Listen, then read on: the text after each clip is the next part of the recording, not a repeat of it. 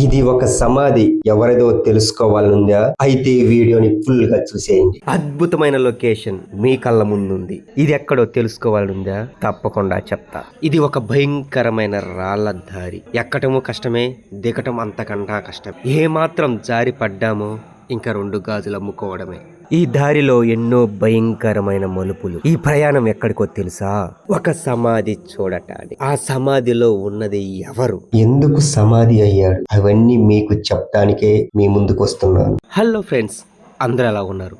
నేనైతే చాలా బాగున్నా. ఈ రోజు మనము నెల్లూరు జిల్లా దొత్తలూరి మండలం నర్రవాడ గ్రామంలో శ్రీ వెంగమాంబ దేవాలయానికి వచ్చున్నాము. ఈ వీడియోలో ఆ వెంగమాంబ చరిత్ర గురించి మొత్తం డీటెయిల్ గా చెప్తాను.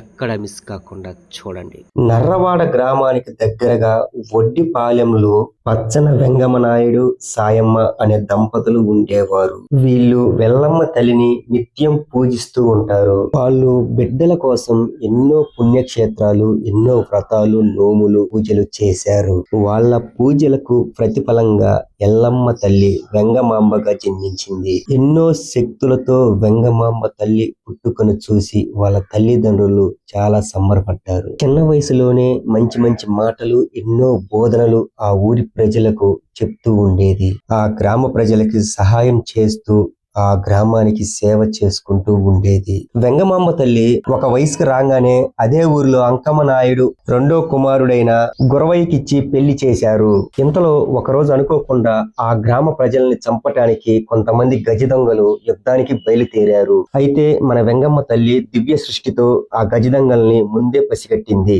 ఇంకా వెంటనే తన 5వ తనాన్ని కూడా లెక్క చేయకుండా తన భర్త అయిన గురవయ్య నాయుడిని గ్రామ ప్రజల్ని ఎలాగైనా కాపాడాలని వాళ్ళపై యుద్ధానికి పంపించింది.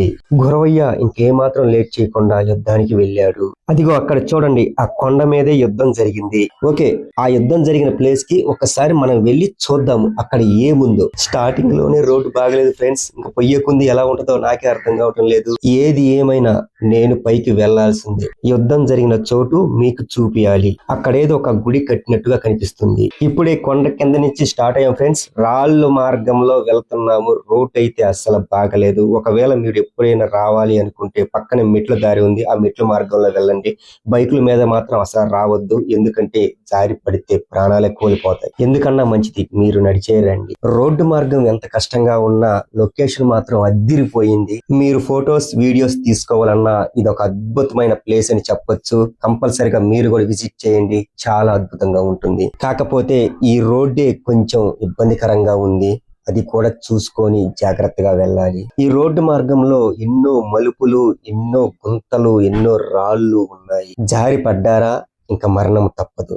సో ఫ్రెండ్స్, అది ఒక కనిపిస్తుంది చూశారు, అదేంటో కూడా మనకు పూర్తిగా తెలియదు. దగ్గరికి పోయిన తర్వాత చూసి చెప్తాను. ఎలాగో దగ్గరికి వచ్చేసాము, ఇంకొక 5 నిమిషాల్లో వెళ్ళిపోతాము. ఈ రోడ్డు మార్గం అయితే కింద నుంచి ఒక 3 కిలోమీటర్ల దాకా ఉండొచ్చు. రోడ్డు మొత్తం రాళ్ళు, గుంతలే. ఒకవేళ మీరు రావాలనుకుంటే జాగ్రత్త. పైకైతే విజయవంతంగా వచ్చేసాం ఫ్రెండ్స్. ఇక్కడికి వచ్చిన తర్వాత తెలిసింది ఇది ఒక గుడి కాదు, ఒక సమాధి. ఈ సమాధి ఎవరిదంటే ఆ వెంగమాంబ తల్లి భర్త అయిన గురవయ్యది. ఆ గురవయ్య ఇక్కడ గజదొంగలతో యుద్ధం చేసి అందరిని చంపేశాడు. ఇంతలో ఒక గజదొంగ బతికొండటం గురవయ్య చూసుకోలేదు.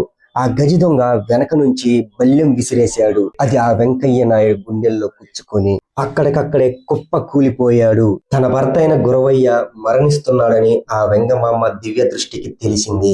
నా భర్త కంటే ముందుగా నేనే మరణించాలి, అంటే సుమంగళిగా పోవాలి అని ఆ గ్రామ ప్రజల అనుమతితో మంటల్లో కాలటానికి సిద్ధపడింది.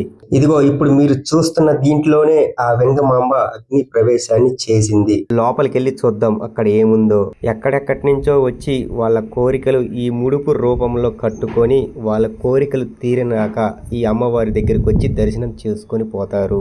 అమ్మవారు అగ్ని ప్రవేశం చేసిన ప్లేస్ లో చుట్టూ బావి కట్టారు. భక్తులు తమ తమ కోరికలు తీర్చుకోవడానికి కొబ్బరికాయలు కొట్టి ఆ బావిలో పడేస్తారు.